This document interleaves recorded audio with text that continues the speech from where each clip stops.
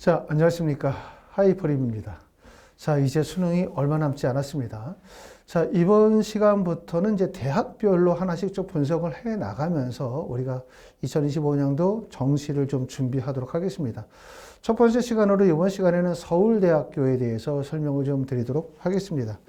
자, 아시는 것처럼 이제 서울대학교는 2025학년도 전년도하고 커다란 변화는 없어요. 가장 큰 변화라고 한다면 광역 선발이 많이 늘었다. 무전공학과의 선발이 늘었다는 점을 특징이라고 말씀을 드릴 수가 있고, 일반 전형 광역에서 36명을 선발하게 되고요. 자유전공에서 50명을 선발해서 무전공학과의 선발 인원이 86명입니다. 자, 전년도는 1325명을 선발했고요. 올해는 1340명을 선발하고 전체 선발 비율은 38.38%에 해당이 됩니다.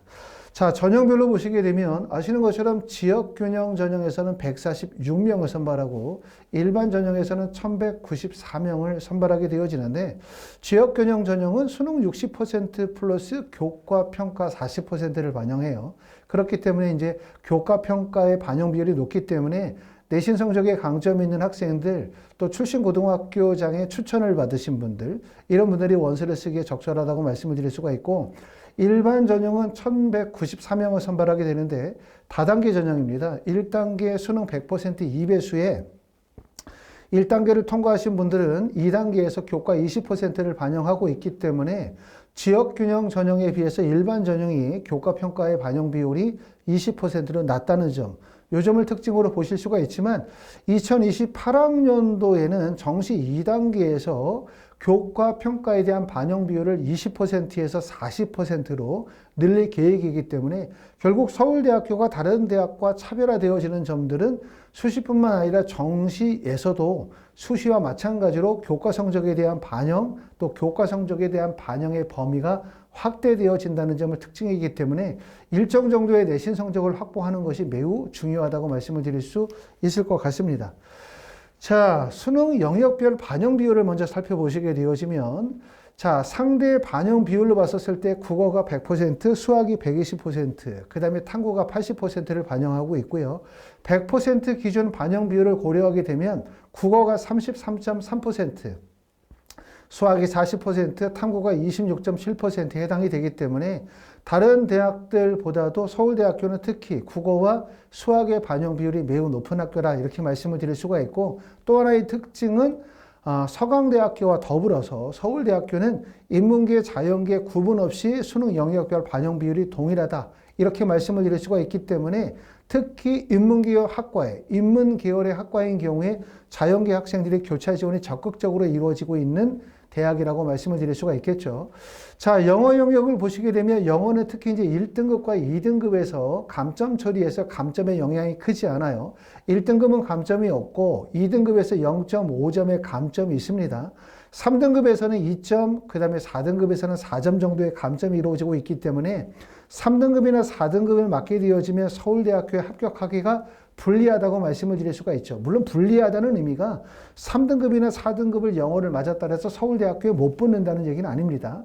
3등급, 4등급 영어를 맞았을 경우에 다른 과목의 성적이 매우 우수하다면 그 불리함을 극복할 수도 있겠죠.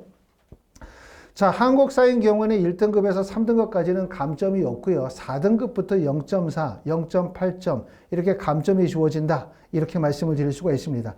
자, 영어 영역 같은 경우는 우리가 생각할 때는 야, 영어는 뭐 그렇게 감점 처리가 되어지고 2등급을 맞는 경우에 0.5점밖에 감점이 안 되니까 그렇게 중요하지 않아 라고 생각하실 수 있지만, 제가 정식 컨설팅에서도 항상 말씀을 드리지만 대학을 결정하는 요소가 국어, 수학, 탐구라고 한다면 사실상 학부를 결정하는 요소가 바로 영어다.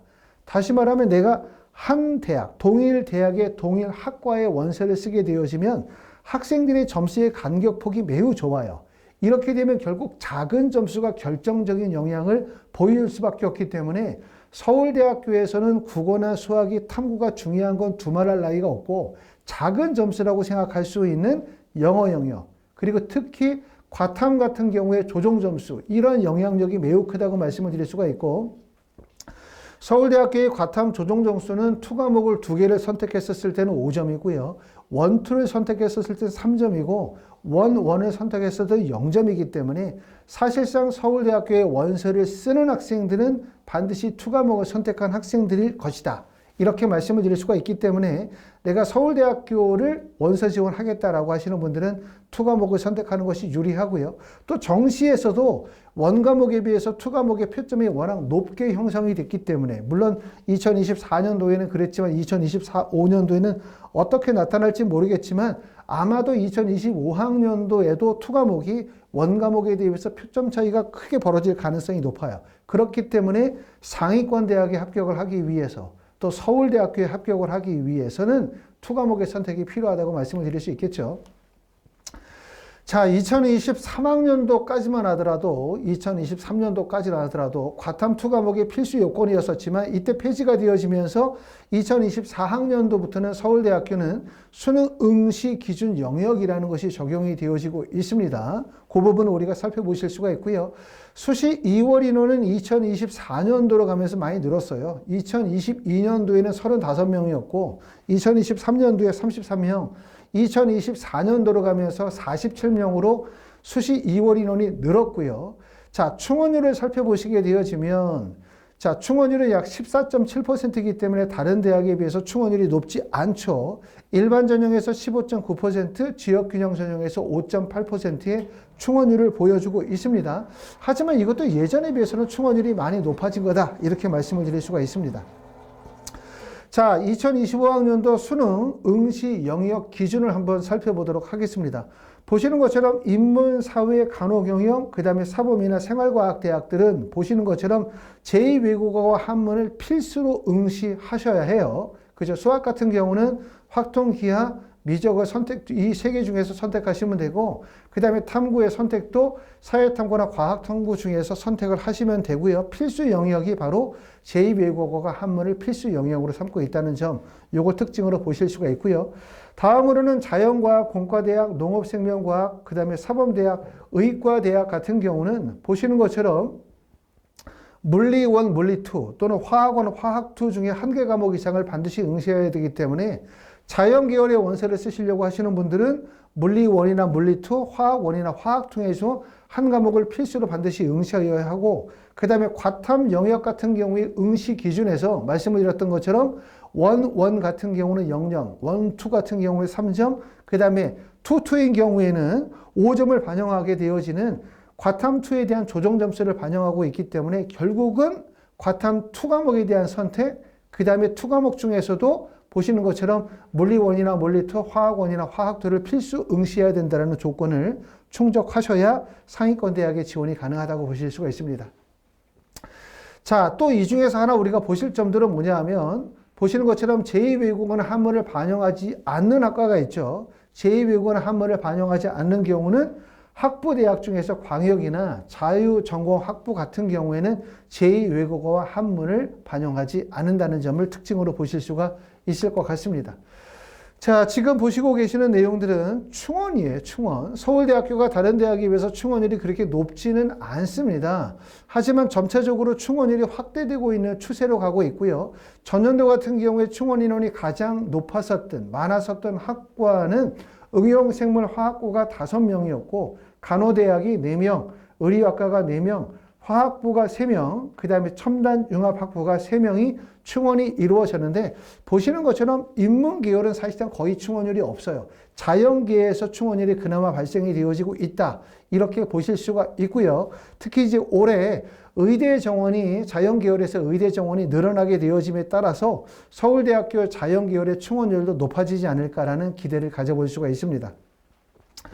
자, 다음으로는 서울대학교에서 가장 중요하다고 생각할 수 있는 서울대학교의 원서를 쓸 때 여러 가지 고려사항이 있잖아요. 아까도 말씀을 드렸었던 것처럼 첫 번째는 투 과목에 대한 선택과 투 과목에 대한 조정 점수에 대한 고려 부분, 그 다음에 수능 필수 영역에 대한 고려의 부분들도 있고, 그리고 세 번째 우리가 중요하게 생각할 수 있는 부분이 바로 교과 평가죠. 과연 내 내신 성적이 서울대학교 지역균형 전형의 원서를 쓰는 경우와 일반 전형으로 쓰는 경우에 있어서 내 점수가 교과 평가가 과연 몇 점으로 점수를 배정을 받을 것인가, 실제 이 점수가 경쟁력이 얼마나 있을 건가, 이 부분이 매우 중요하다고 할 수 있는데, 서울대학교의 교과 평가는 세 가지 영역을 반영하게 돼요. 첫 번째는 교과 이수의 현황, 그 다음에 두 번째는 교과 학업 성적, 세 번째는 세부능력의 특기사항을 반영하게 되어지고, 지역균형 같은 경우는 A인 경우에는 10점, B인 경우는 8점, B인 경우는 6점,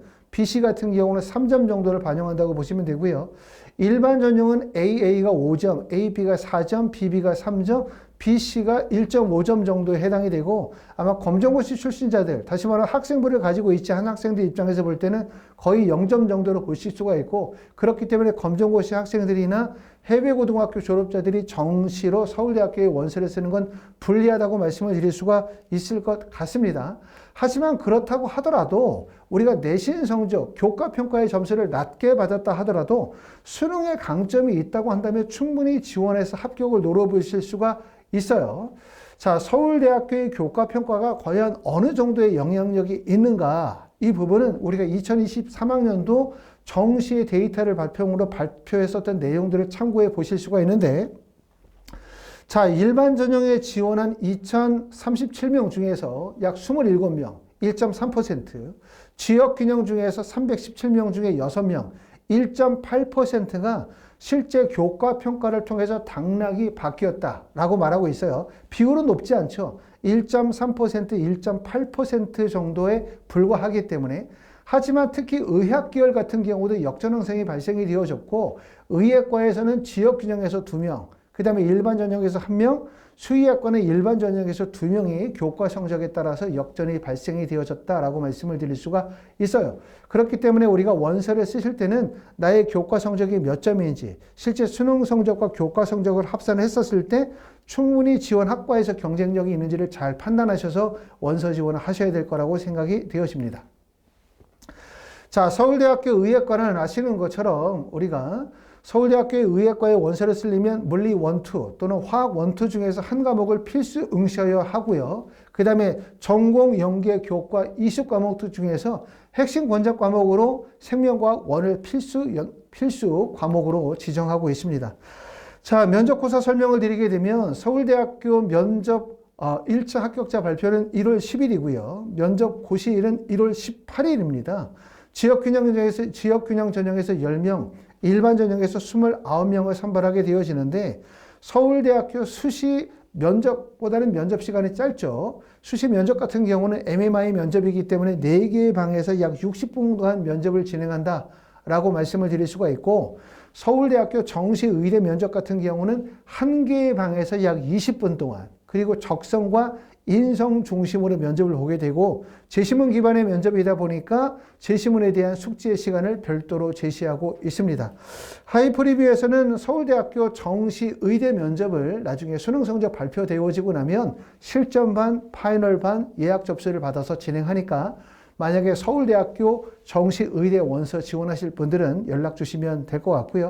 작년에도 서울대학교뿐만 아니라 연세대학교 등등등 정시 의대 면접을 학원에서 많이 진행을 했습니다. 자, 다음으로는 이런 부분들을 좀 보여드리고 싶어요. 많은 분들이 가장 궁금하게 생각하는 것 중에 이런 말씀하시거든요. 몇 개 틀리면 서울대학교 붙을 수 있느냐, 이렇게 물어보시는 경우 답변하기 참 어렵지만, 질문하시는 분들 입장에서 볼 때는 어느 정도 맞으면 실제 서울대를 합격할 수 있을까, 이런 궁금증을 갖게 될 것 같아요. 그래서 지금 보시는 내용들을 준비해 봤는데, 보시는 내용에 위에 나와 있는 것은 상위 누적입니다. 상위 누적은 2024학년도 실채점 결과를 토대로 해서 서울대학교의 학과별 합격생들의 실제 상위 누적 비율을 보여주고 있는 거고요.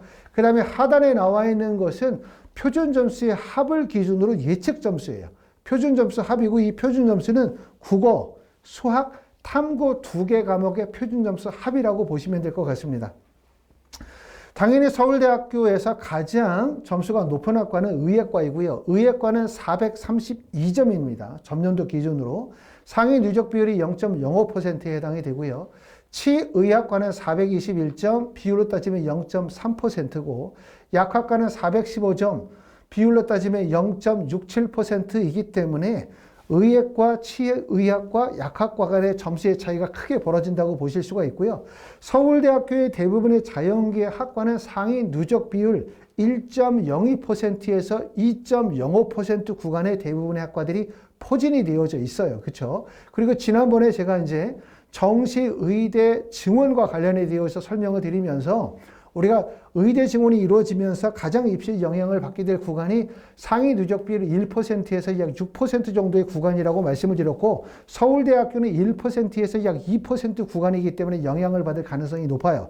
물론 1%와 2%의 구간은 서울대학교의 1%와 2%의 구간이 의대 구간과 연결이 되어지진 않죠. 하지만 보시는 것처럼 서울대의 약대의 구간이 약 0.67%라는 점을 고려하게 되어지면 1%와 2% 구간의 약대 하위 구간이나 한의대 하위 구간이나 수의대 하위 구간이 겹치죠. 그렇죠? 그 구간이. 그렇게 되면 결국은 뭐냐면 의대의 증원이 늘어나게 되면 치대를 원서를 쓸 수 있는 학생들이 의대에 적극적인 원서 지원이 몰릴 거고, 또 약대의 원서를 쓸 수 있는 분들이 치대 쪽으로 몰려가기 때문에 그 연쇄적으로 이동할 가능성이 높아요. 그러면 결국은 특히 1%와 2% 구간 내에서 전년도에 비해서 입결이 하락될 가능성이 높다라고 말씀을 드릴 수가 있습니다.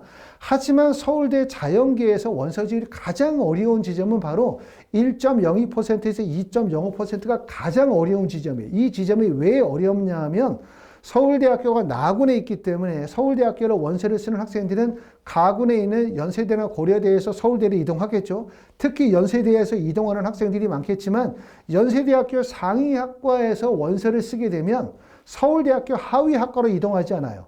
원래는 원서 지원은 상위학과에서 상위대학 하위학과로 이동하는 것이 원칙이지만 자연계열은 대학도 중요하지만 학과 선택이 매우 중요하다 보니까 연세대학교 상위학과에 원서를 쓰는 학생들이 서울대학교 하위학과로 몰리지가 않거든요. 그렇기 때문에 연세대학교 상위학과에 원서를 쓰는 학생들이 서울대학교로 원서를 쓰면 대부분 1%에서 2% 구간 내에 대부분 원서를 몰릴 수밖에 없기 때문에 여러분들이 나중에 수능시험을 잘 봐서 또는 의대를 목표로 삼고 있지만 수능시험을 좀 못 봐서 서울대학교로 원서를 쓰게 되어진다. 이때 가장 고민스러운 부분이 바로 1%와 2% 구간 내에서 학과 선택을 하는 부분이 매우 어렵다. 이 점을 꼭 말씀을 좀 드리고 싶습니다.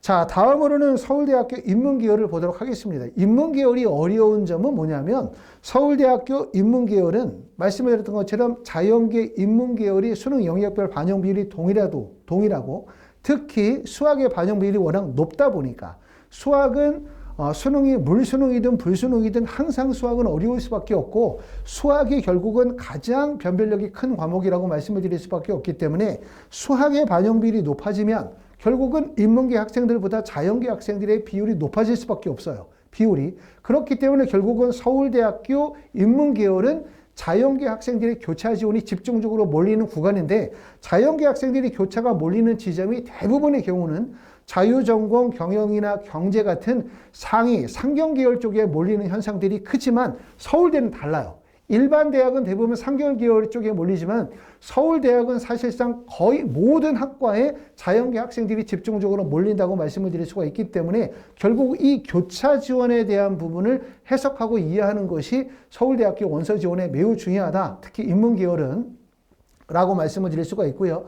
자, 전년도 기준으로 했었을 때 교차 지원이 가장 몰렸었던 학과가 어디인가? 합격자의 비율로 봤었을 때 가장 높은 건 지리학과였어요. 지리학과에서는 비율로 따지니까 한 86% 정도가 자연계 학생들의 합격이 이루어졌고 그 다음 지점이 약 70% 합격 비율을 보고 있는 영어교육학과, 그 다음에 심리학과가 약 70%가 자연계 학과거든요. 영어교육학과 이러면은 우리가 생각할 때는 야, 영어니까 사범되고 교육이니까 자연계 학생들이 교차가 많이 몰리지 않겠지라고 생각하지만 실제 그렇잖아요. 교차 지원하는 학생들은 뭐를 목적으로 삼는 거냐면 학과를 목적으로 삼는 게 아니라 대학을 목적으로 삼는 거기 때문에 서울대학교가 가지고 있는 상징적 의미가 워낙 크다 보니까 학과를 구분하지 않는다. 많은 지점에 대부분의 학생들이 몰린다. 이렇게 말씀을 드릴 수 있습니다. 자, 서울대학교 1%와 2% 구간, 즉 서울대학교 전체 구간이 의대의 증원과 직접적 영향을 받을 가능성이 높다고 말씀을 드렸고요.